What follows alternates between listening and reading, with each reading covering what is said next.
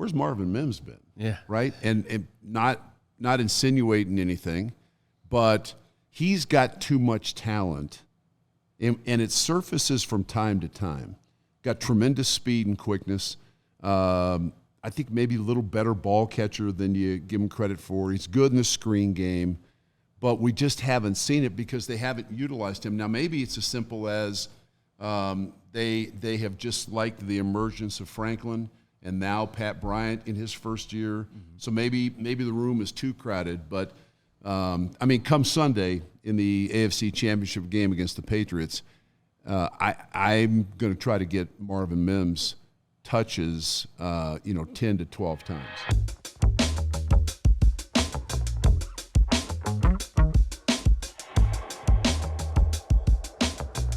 Welcome back to another show of Broncos X's and O's. Dave, those were my reactions. You really went usher on me. Those were my reactions right there as we were doing the post-game show.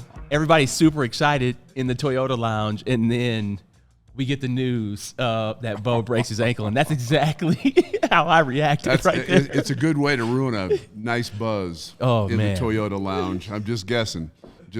Yeah, I mean, when I was notified, normally I have Bo on to interview him after every game, and he obviously didn't make it. We didn't know why. Yeah. So I was thinking, man, that is strange, but you just sort of move on. And then my producer texted as I'm walking out of the stadium, and I'm like you, maybe not quite like Usher, but no, I thought for a second I thought it was a joke. I mean, I thought, okay, sure he did. Yeah. But find out it's the real deal. Yeah, it's tough. It's tough not only for us and Broncos countries as viewers, obviously. It's toughest for Bo, somebody who just played an incredible first playoff game at home against the reigning MVP, Josh Allen. We'll get into what the game plan is next, but can you just talk a bit? Let's just dive into offensively what you saw from Bo. Bo has 279 yards over 300 yards passing, 3 TDs. Played extremely well, and then he had on the last touchdown pass he actually had the fracture. Yeah, I thought he played really well. He has the interception where the defensive lineman jumps up and snatches it out of midair. That's occasionally going to happen. But I thought, again, what Bo showed against the Bills was what we've seen for most of this year. He's going to make plays in the fourth quarter. Mm-hmm. In fact, when the Bills went ahead 27-23 with 3 minutes and change, whatever it was, I said on the broadcast, you know what? The Broncos have them right where they want them, right? It's a little bit like Keith Bishop back in the drive game, back in the AFC Championship game, January of, I think it was 87, when he said, this starting the drive on the 2-yard line, he told John Elway and his teammates, we got them right where we want them. So we've just seen it so many times. It didn't surprise me at all that he was able to drive down, hit a huge pass that not a lot of people have talked about, but 3rd and 11, he hits the deep dig throw on a no-look. On a no-look. I mean, that may have been, other than the fade route to Mims for the touchdown to put the Broncos in front, that may have been his best throw of the game. 100%. And, yeah, when you think about a no-look, look, we give – and I'm super mad at CBS about this because if Mahomes had made that throw, they would have showed it. It would have been all over the internet. But Bo Nix to make that type of throw on the 3rd and 11 when you are losing the game and to make a no-look on a dig route, which is a hard route to throw. It is. Even if you are looking. Yeah. Was incredible to see. So, man, we are pulling for Bo in terms of a fast and speedy recovery. But I thought he played, Dave, to your point, extremely well. I thought he was accurate. Look, I mean, 26 or 46, I think some of that has to do with some of his targets going down. I thought Pat Bryant was getting ready to have the game of his. Had 3 catches in the first series. Oh, man. What do you think about him? The way he started the game. Well, you know that they like him, mm-hmm. right? The organization really likes him. The head coach really likes him. I think the quarterback likes him. And the reason, or a couple of reasons, and we've talked about it this year, He's very dependable. Mm-hmm. He's going to catch 50-50 balls. He's going to go in the middle of the field. He's paid for it a couple times, but he's fearless, which that's one of the traits for any receiver at the NFL level. That, I mean, if I were coaching a receiver room, one of my top 5 traits is you've got to show no fear going across the middle of the field. And it's not for the timid and weak, but you got to go in there and at times sacrifice your body. We've seen Pat Bryant do that. But I like he's sure-handed. Yeah. Man, if the ball gets near him, it's going to be a catch. So, yeah, I think that hurt Bo, obviously, without Bryant, and then Franklin goes down with the hamstring. I would be surprised. I haven't seen any report today, but I'd be surprised. That's Bryant's second concussion in the last 3-4 weeks. Yeah. So I don't know. I mean, the league is, they are real careful with stuff like that, and good for them. They should be. And the Franklin hamstrings and wide receivers are, unless they're our age, well, maybe my age, then I can deal with it okay because I can always just kind of limp to the bathroom. But, for him to run routes in a game, maybe not as good. For sure. I think, you talked about the shorthandedness and you talked about Pat Bryant going across the middle.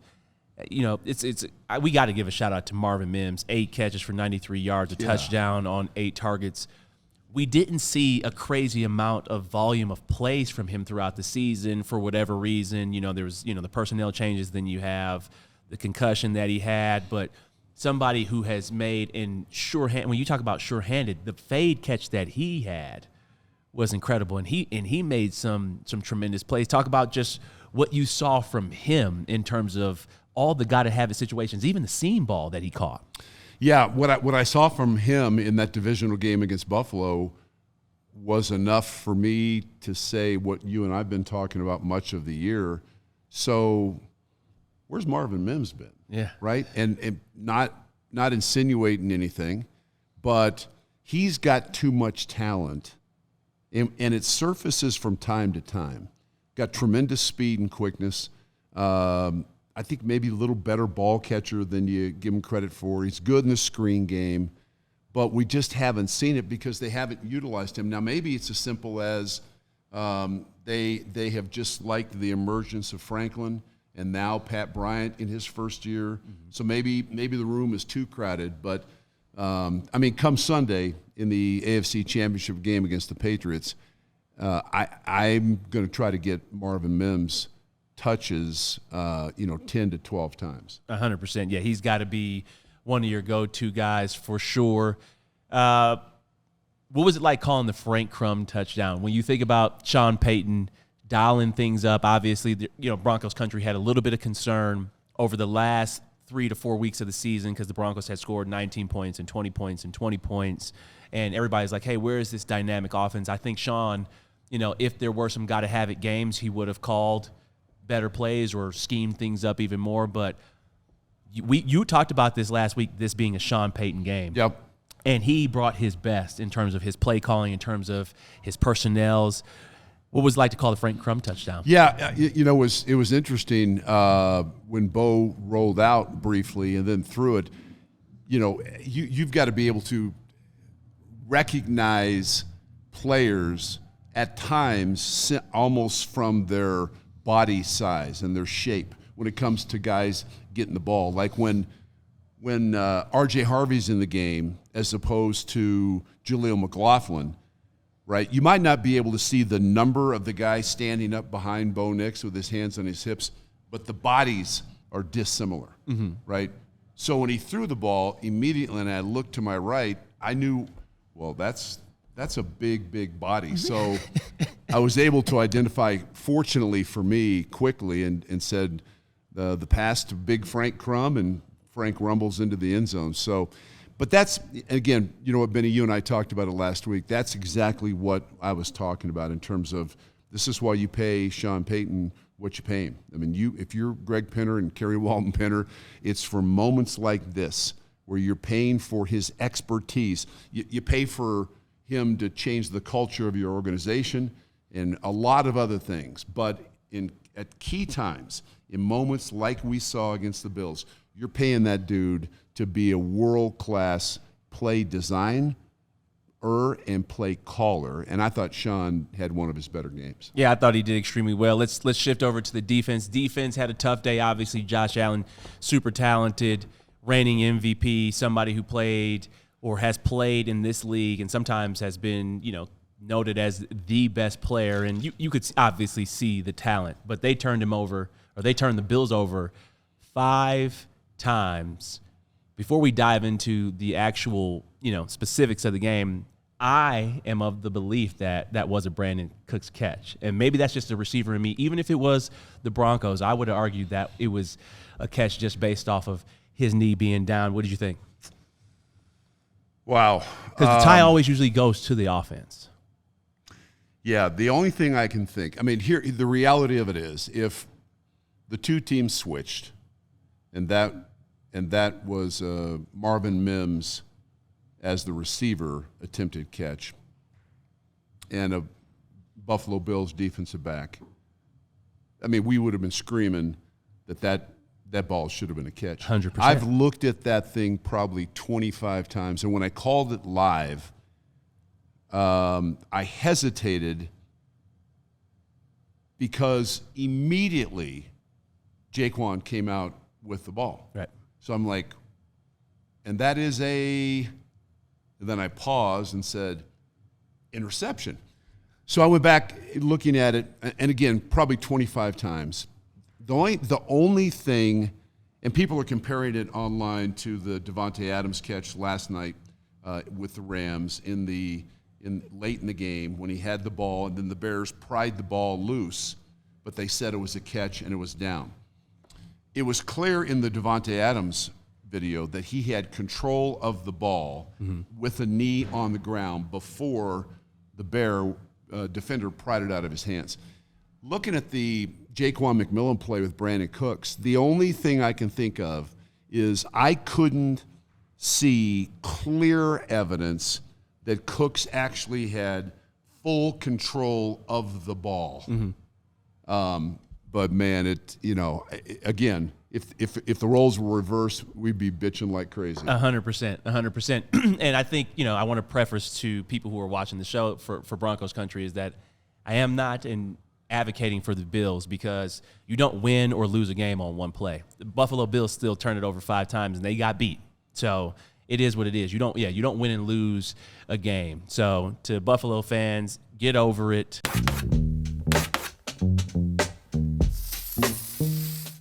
I was always taught when you go on the road, you should always consider yourself down double digits because you're playing against a home team that the ball will bounce their way. Because even look at the 2 fumbles that the Broncos had. They recovered both of them. Jalil's fumble and RJ's fumble. So it is what it is. Buffalo, get over it.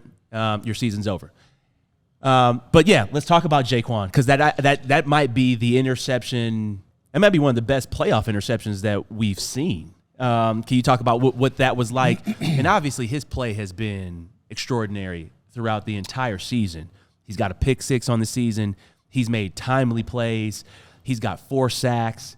He's just been all over the place. Talk about just him and his being an X factor. Yeah, he's a versatile guy, and I like Jaquan's story. They drafted Jahdae Barron, and everybody or a lot of people sort of said Barron's going to be the guy. It's just a matter of when.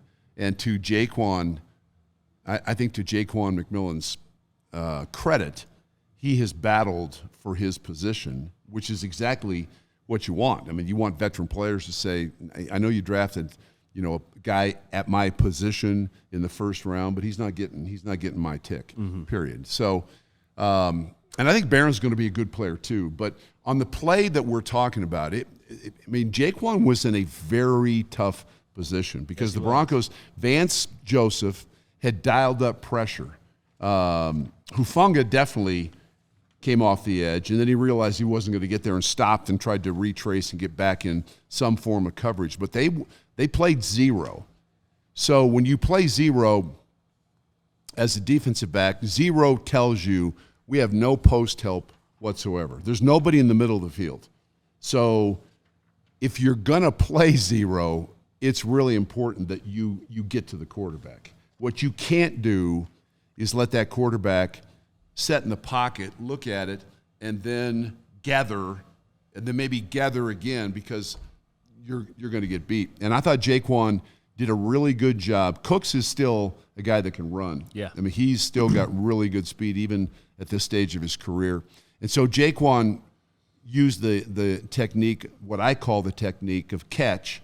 So he's sitting at about 8 or 9 because, again, with that kind of pressure, as the cover guy, as Jaquan, I'm expecting the ball to come out. So I'm getting ready to drive anything. If it's a hitch, if it's a quick slant or whatever, my foot's in the ground and I'm driving on Cooks.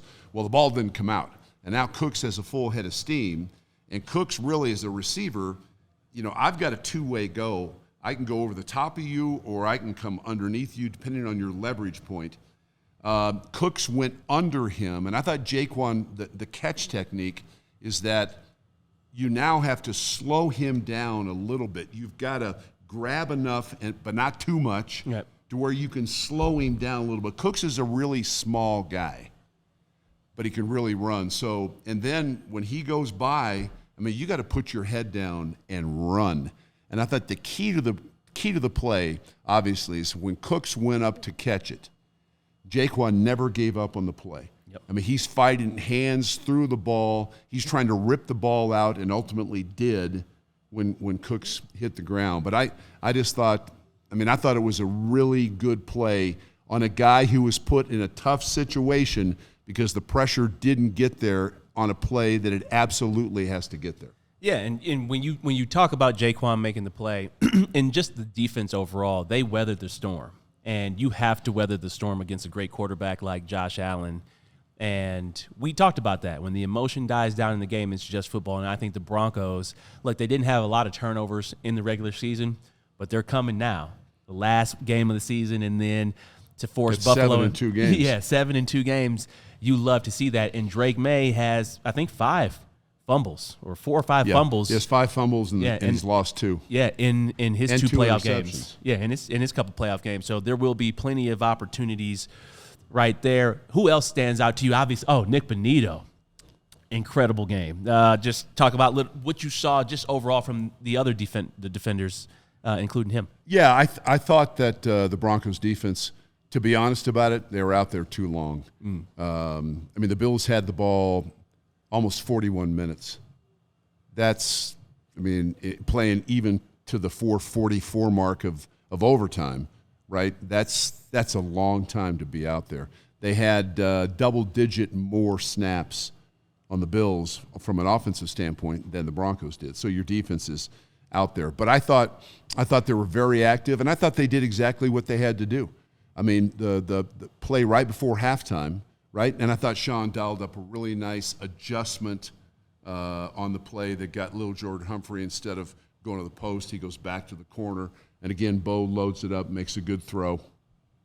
And then a hustle play by Bonito. When Josh Allen broke contain, he's running. Nick ran him down, and then he did exactly what he's taught to do. You club that thing from behind, the ball comes free, and it gave the Broncos 3 points. And then the first series of the third quarter, he comes off the edge, and it's a strip sack, and the Broncos have the ball on the 17. So I thought from a defensive standpoint, they gave up some yards, they gave up some plays. If you're going to look at it critically, you're going to say Buffalo ran the ball, more effectively than we wanted to see with Cook, but they lead the league in rushing. Right. So all in all, I thought I would rather give up yards on rushing and all that and get 5 turnovers.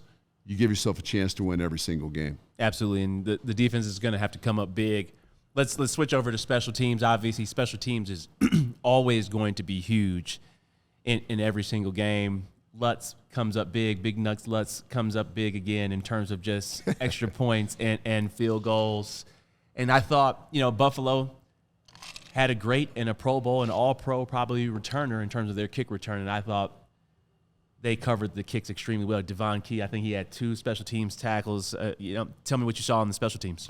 No, I thought they were good. And I think, again, when we'll have a chance to talk about New England coming in here and now without Bo and what does that mean. But you got to try to find a way to win 2 of the 3 units. Mm-hmm. If you can win 2 of the 3 units every single game, you got a pretty good chance to win. So, and I thought they won. I thought they won special teams play Saturday against Buffalo, right? So, you know, it's we've seen them have some moments where they haven't played very well, but I would say the last probably quarter of the season, special teams has been pretty good for the Broncos. Yes, it has. All right, we're switching over to New England. Now, you know, look, the Broncos did what they had to. That was a very tough opponent. That was the best player left on this side of the bracket in terms of individual talent. And that was a team that, quite frankly, has been battle-tested. You know, they've gone on to Kansas City on the road a couple of times. They've lost some games in the playoffs, played in some AFC championships. But the Broncos beat them. And now New England comes into town. And everybody here, it's safe to say, you and I both, we hate New England. I hate New England. But they're coming into town, and they're a well-coached team. I think what's similar about this New England team coming into town, as all great New England teams have been, is their discipline and they play hard. But before we even dive into them, Jarrett Stidham is now the quarterback because Bo has broken his ankle. First initial thoughts in terms of Stidham being the quarterback. Sean Payton obviously is super confident, and I think he would love it to stick it to everybody who is doubting the Broncos now because they think that their chances are over now that Jarrett is the quarterback. Yeah, I mean, obviously we would much prefer that the injury to Bo had not taken place. But given that that's out of our control, I thought Sean played it perfectly to the media. Actually, because, you know, he wanted to tell the team first, but a lot of the team was already gone when they got the news. So that's really not the kind of news, a broken ankle of a starting quarterback in the NFL. That's not going to stay secret until you have a meeting with your team on Monday. So he came back in, but I thought Sean was smart in exuding confidence, and not at all playing the poor us or, you know, this is a devastating blow, which it is, but you're not going to say it. And you know what? He said, I've felt like we have, you know, an A1 and an A2. And have another starting quarterback that could be a starter for several teams in this league. And at the end of it, and I was glad that I thought he stopped himself, thought he might go all in, but at the end of it he said something like, you're going to see. You're going to find out. Yeah. You know, so that's the I think the initial sort of reset of what you want your team to be about this week from the head coach, right? You guys are going to find out. You're going to find out on Sunday. And so I have no doubt that this team will be ready to play. I do think the Broncos are capable of winning this game Sunday against New England with Jarrett Stidham at quarterback. I don't think, you know what? I don't think it'll take a miracle. I don't think so. It's not going to be one of those, you know, Hail Marys and, you know, it just happened or whatever. I think they are capable of beating the Patriots. For sure. Kel, do we have the Chase Daniel clip? We might not have it. So Chase Daniel, who was a backup for Sean Payton, talked a little bit about how Sean is going to approach this. And he said everything is in the game plan for Jarrett Stidham. He doesn't see anything besides the quarterback run changing. And I believe that 1,000%. Being with Sean and, you know, Drew got hurt against the Green Bay Packers, and I think he went 5-2 with Jameis Winston. I think he went 5-1 with Teddy Bridgewater. So he has the utmost confidence in terms of him as a play caller. And also, there's a reason why he chose Jarrett Stidham in terms of that was one of his first signings in free agency. I think it was his first. Yeah, so that speaks to it right there. And then also, look, as much as we don't like New England, I think Bill Belichick and Josh McDaniels, they do their due diligence, and they drafted him. So that means that he is a good processor. Things didn't work out in New England, but Josh McDaniels gets the head coaching job in Las Vegas and brings Stidham with him right away. And then Derek Carr, they didn't want to play him because of the incentives, and Jarrett goes out there and throws for over 300 against almost San Francisco. 400. Yeah, against San Francisco 49ers. So he can play. Yeah, I think when I think of Jarrett Stidham, I think he is smart. I think he's also got a calm demeanor, and it doesn't matter. I don't necessarily mean in interviews or what have you, but like in the huddle with his teammates. I mean, Jarrett Stidham is really well thought of by his teammates. So not only will they rally to him, I think they'll have confidence that he's going to be able to go out and play. I will be more than just mildly surprised if the Broncos early in that game against the Patriots don't come out and are throwing it everywhere. Yeah. I mean, like, I think Sean and the offensive guys will want to knock back the Patriots from a confidence standpoint. The easiest and best way to do that is spread people out, whatever, go down, drive down, score, 8-play drive, and Stidham is 5 of 6 for 74 yards and a 23-yard touchdown. Probably not to Frank Crum, but to whomever, to Cortland Sutton, right? So I think I do believe this. I think it'll be important, more so in this game than maybe other games if the starting quarterback was playing, that the Broncos have some success offensively early in that game. Yep. So everybody can kind of take a deep breath and say, oh, okay, you know what? This is going to be like this all day. We're going to be just fine. What do you think if you're New England, how do you think about him? Obviously, you know him extremely well. Yeah. You drafted him. You know how he thinks. New England, obviously, they play a lot of man-to-man. To me, if you want to throw him off, do you play a lot of zone? How do you throw him off? I would work very, very hard at coming up with 2 or 3 things that we had not shown on film. I would want a quarterback that hadn't had hardly any reps, really hadn't thrown a ball in 2 years in a game, regular season game. I want him to see 2 or 3 things in the first quarter or so that they haven't had film study on, right? It can be little things, but I want him to see it. I want them to have to go over to the iPad and the sideline and say, okay, so they're doing this when we get in this. We hadn't really seen that. Second thing is I want to do a great job if I'm New England at pre-snap disguise.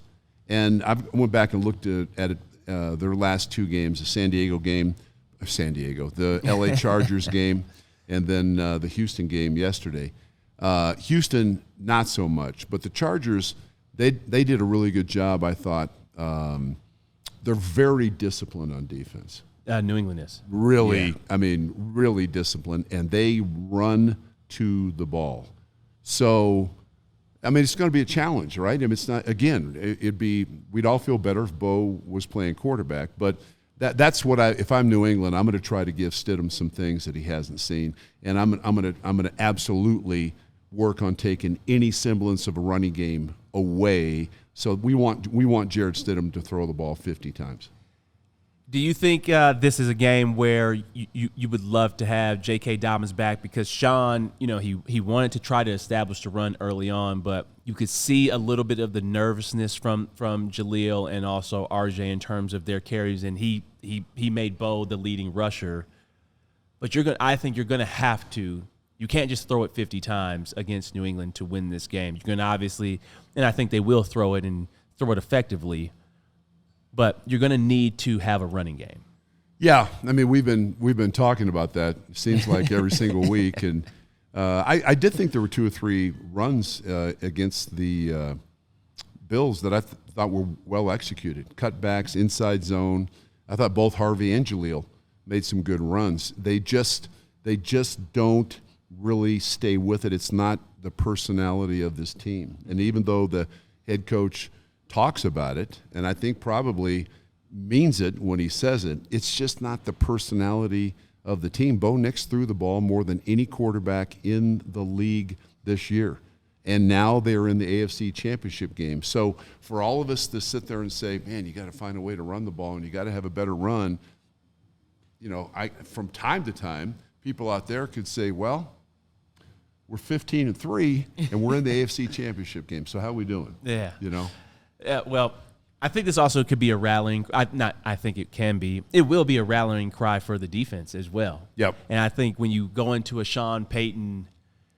you're on a Sean Payton team or you're in a Sean Payton meeting room, probably today as these guys are getting ready for that game, his message is probably, hey, these guys, now everybody's counting us out because Bo's out.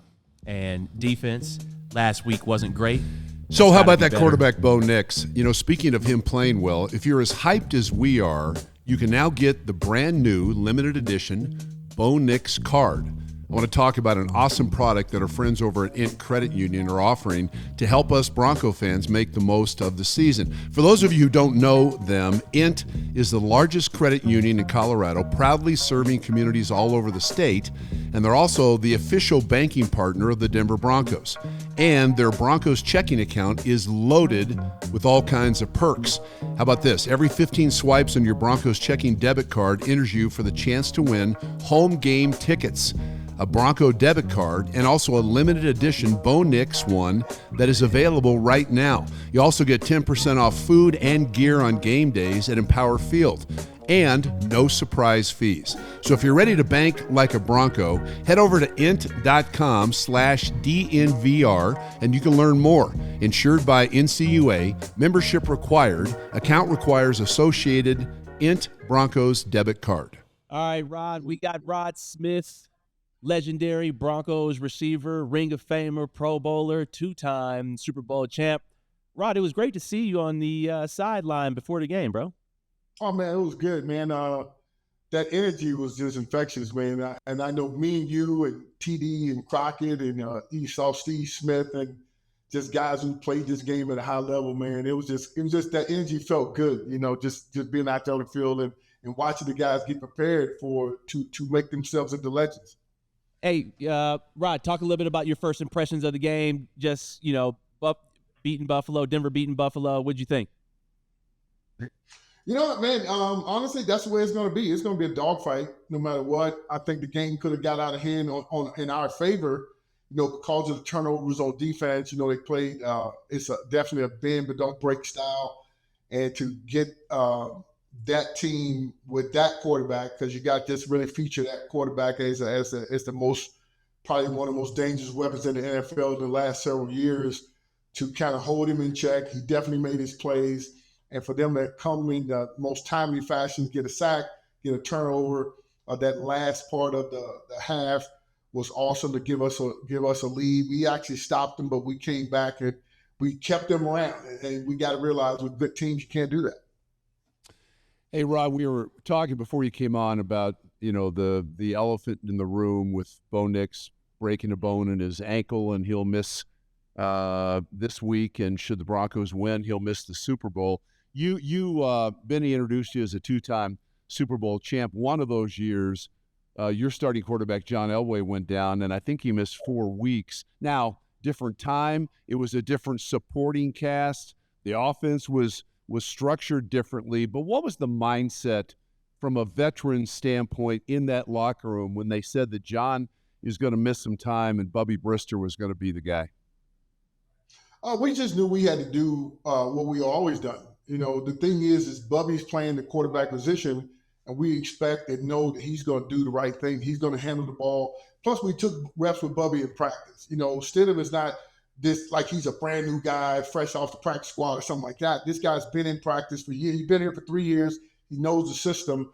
And the guys that are in that huddle, they know his cadence, and they're going to be able to rally around him. And we definitely did that with Bubby, man, for those 4 weeks. Our offense was actually performing at a high level. We had more quarterback runs with Bubby than we ever had with John. So I remember against Kansas City, Dave, I know you remember this. We definitely had a quarterback keeper. We faked the ball to Terrell Davis. Everybody in the world thinks Terrell's got the ball. Bubby's running down the sideline for about 60. So with Stidham, it's going to be some things that are different than with Bo, but the offense, I believe, will still be on track. And he's a veteran guy. He's been doing it for a long time.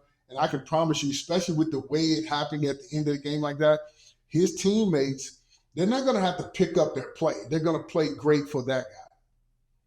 Rod, man, we talked early on in the season about the intermediate passing game. Can you talk a little bit about what you saw from Cortland and Marvin Mims in terms of big plays, whether it was on dig routes or seam routes or even Marvin's touchdown on the big box fade? Can you talk about what you saw from those great receivers on Saturday against the Bills? I think the timing was perfect. The call of the play was timing was perfect for those plays, and especially even like for it to be Mims kind of caught me off guard because he's usually not that guy that they throw that to, which was perfect. I was just so happy for him. I'm one of his biggest fans. I just love watching him play football, and I just always wanted to get more of those receiver reps as versus, most people think he's just a returner. He's a Pro Bowl guy, a hell of a football player, and I just love having his energy out there to see him make those plays was awesome. Those dig drives were there. Those deep ends were there most of the game. I think a couple times he checked it down. He had some pressure in his face. They had a good defensive line that was coming at him, but Cortland was popping open late on those digs. He just needed a few more seconds. Then a couple times in the game, he got to hit those. To me, if we can get that 5 to 12-yard range, man, we did that a little bit in the middle of the season, get our tight ends involved. I think that really helps him get the ball out of his hands a lot faster. And those are, especially on early downs, those are great run plays. I think our first down calls, we didn't get much on first downs, during the game, but the intermediate passing game can really give you, to me, you can really be creative in 2nd and 5 or 6 versus always coming 2nd and 10, So I think that intermediate pass game, Cortland, I really like Bryant, man, making those plays in the clutch. Last thought for me is New England rolls into here this Drake Mays in his second year, same draft class as Bo Nix, and Drake Mays in the MVP conversation this year. So I know you're a football fan. When you see the Patriots offense and former Broncos head coach Josh McDaniels, the coordinator there, what couple of things strike you as being most important for the Broncos defense to deal with? I've said this, and I hate saying this. Josh McDaniels, to me, is one of the best offensive play callers I've seen in a long time. And I've been around some great ones, not just with Shanahan and Kubiak and those guys, but especially as an opponent, he's got a lot of wrinkles. He always comes up with some stuff that you probably didn't practice. A lot of rubs and picks and things like this, legally, supposedly, right? He's one of the best play callers. I think if Drake May has a different coordinator, he's not playing at the level that he's playing at right now. With our defensive line, Josh McDaniels is going to get that ball out of his hands very quickly, is the way I feel. And the kid just plays great. You can't ask him to do much better for the team that they have. They run the ball. They're consistent with their run game, and they mix it up with the play action. He takes a lot of snaps under center. I think that gives him the ability to move a little bit easier than most other quarterbacks. So he can run the boots and things like that. His play caller is just as important as the guy throwing the ball. And I think he puts him in position where he knows where he's going to go with the ball so he can keep the ball out of harm's way. But if we can get to him with our forwards, I definitely believe, and get him to move his feet a little bit and get him off schedule, I mean, we're gonna be the AFC champions and represent Denver. It's going to represent us in the Super Bowl. Rod, last question from me. Can you talk to the viewers just about what it's like playing in an AFC Championship game in front of Broncos country? I think it's one of the most incredible atmospheres. It's going to be up another level in terms of intensity, in terms of the crowd. It's hard to explain, I know, but can you talk about, your AFC Championship games that you played in? And if you were in the receiver room today, what would you say to the guys? You being a veteran, if you were in Courtland Sutton's shoes, obviously he hasn't played in one yet, but how would you calm the guys down? What would your message be? Man, do what you've always done. I was with some legends yesterday. Dwayne Caldwell's birthday was yesterday, so Terrell, Nick, Crockett, we all showed up, and we was with Sharp, this weekend, and those guys that really shaped Mark Slayer and some of our former coaches. They shaped my career just because who they are as men. And Terrell and I had a conversation that kind of meets your point. And everybody talks about the playoff, how you got to step it up. I said, I couldn't. I gave you everything, every snap, all year long. And if that's not good enough, it's not good enough. And you just got to know it's still a football game. It's still 60 minutes. The energy around you is going to seem to change. You got to stay calm. If you do the things you've done this year, that's what got you here. I don't think that you can't run faster all of a sudden. All of a sudden, you know what I'm saying? You've been going through this thing for 18 weeks. Well, now it's like 20 weeks, 21 weeks they've been going at it. The body's a little sore, a little beat up. You just got to muster it up for this week only and leave everything on the table and have fun doing it. It's still a game.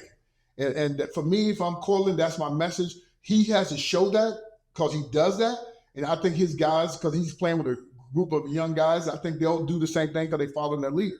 And overall, the AFC, the Broncos country was amazing. This weekend, I heard a lot of guys who said, man, I have never heard the stadium that loud. And I think they got the coach's message. I think that actually helped us when they were on offense with the crowd noise. And the thing is, we played the AFC Championship game where we lost once, and I played the AFC Championship game at home where we won once. And I can tell you the energy is going to be dynamic, but your play is the most important thing, you know, especially with us having I don't call him a backup quarterback. He's just been waiting to play. He's been waiting to play with this group of guys. He's been in practice with them. He's done everything with them. 7 years in this league, man. He knows this business inside and out. And when he's played well. And I don't think coach is going to alter the game plan a whole lot. He's going to probably have a couple things that fits his personality a little bit more than Bo's. But at the same time, I expect him to play extremely well. I expect us to win. And that's what Broncos country expects. I believe we're going to get it. Rod Smith, 2-time Pro Bowler, 2-time Super Bowl champ, Ring of Famer, the best, man. Really appreciate you joining us. You're welcome. Thanks, Rod. Yep. Legendary Rod Smith. You know, we were talking a little bit about the defense and what they have to do, and it's got to be a rallying cry for them, or I think it will be a rallying cry for them. How do you think they perform? What do you think Vance's message is to the defense in terms of supporting Stiddy City? Got to stop the running game. I mean, Stevenson is a 220-pound back. And I would think Josh McDaniels, the coordinator of the Patriots, what he does not want to do is expose Drake May the way that Josh Allen got exposed and a strip sack to start the third quarter, and the Broncos have the ball on the 17-yard line. So my guess would be Mike Vrabel and Josh McDaniels will sit down, and Mike Vrabel will say, listen, let's make the Broncos win the game. We're not going to give the Broncos. If we punt it, that's okay. So I think the game plan for New England will be somewhat constricted. Mm-hmm. I don't think it'll be as wide open. Now maybe they get into it as the game goes on. But I think starting that game, you're going to get big people, you're going to get heavy sets, you're going to get run game, little bit of boot. I think they do not want to expose that young quarterback to the best part of this Broncos defense, and that is, hey, when they know you're going to throw it, they can wreak havoc on your team. And Drake May, at his first 2 playoff games, he has put the ball on the ground. I think you said 5 fumbles. He's lost 2 and interceptions. And some interceptions. So I think there's going to be plenty of opportunities. And how about our guy Hufanga getting on the ball, got a fumble recovery. You see P.J. Locke with the interception. I love the fact that you saw so many different Broncos make plays. Yeah. P.J. Locke, Jaquan, Hufanga, Singleton on the forced fumble, Nick Bonito, 2 forced fumbles. So that's what you love to see, is that all of the players at every single level were making plays, and I think that's what's going to have to show up. And, you know, our Super Bowl 50 defense, it didn't matter who the quarterback was. Hey, you guys just give us 1 touchdown, and we'll do the rest. And I think they might put that cap on this weekend where, hey, we know we have to be at our best, and I think Vance and these guys will show up and do that in terms of their game plan. Yeah, I think Rod Smith had told us that the sound of the stadium was different, and I can say this: it was a different feel. The intensity level, the crowd. It's different. Should be different, and I think it is different when you get to the playoffs. I thought Denver was really physical on defense. I mean, the hit with Singleton on James Cook, and then Hufanga jumps on the ball. James Cook led the league in fumbles from the running back position this year. So you have to. I mean, you got to take advantage of guys in terms of what they have shown over a 17-game regular season. And I thought the P.J. Locke interception was terrific. Yes. To me, when Allen let that ball go, he thought it was an easy touchdown. Put a little bit too much air on it. So, yeah, I mean, I don't have any doubt that the Broncos on both sides of the ball will come out Sunday. The crowd will be energized. They'll come out and play their butts off, and they're going to have the mindset that, you know what, I know we can win this game, and that is, when you look at how they've done it over the course of the season, that's powerful stuff. So I can't wait. Yeah, I can't wait, and yeah, I think this is another Sean Payton game. This is why you brought him here, because he can handle and weather these storms. And as you're building a championship contender, as you are building a culture, and as you are building what could be the start of something really, really special, you need to have a great leader. And that's what he's been throughout the entire year. And I think he would love to – I think he's just as juiced up as he would be even if Bo was playing, because this is an opportunity for him to let everybody know, I'm that guy. Yeah, absolutely. I mean, it's – I mean, you're one game away from going to the Super Bowl. Yeah. It doesn't matter it does, but whoever is healthy and plays in this game, that's who you got. And you got to find a way to win with the guys that show up. Did you see what Nick Foles said? Did you see his tweet? So we'll just pull it up for Broncos country right now. Nick Foles, he's a Michigan State guy. I tried to get him on the show, but he didn't get back to me. So I don't think our relationship is. Did you think it was before he didn't get back to you? I mean, I just assumed that, hey, we went to the same school, that, he So he didn't hit you back like, hey, Bennie, I can't. It was through us. It was through somebody else, but. Oh, he's got people.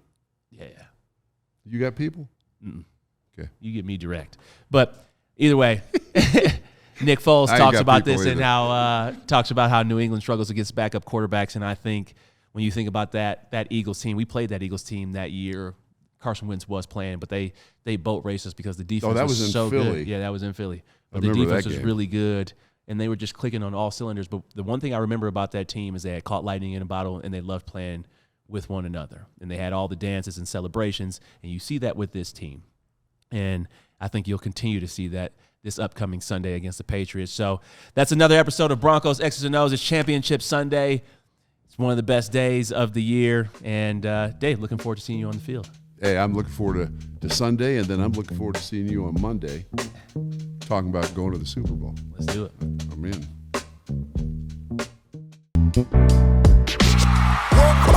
We all silly like the mayor.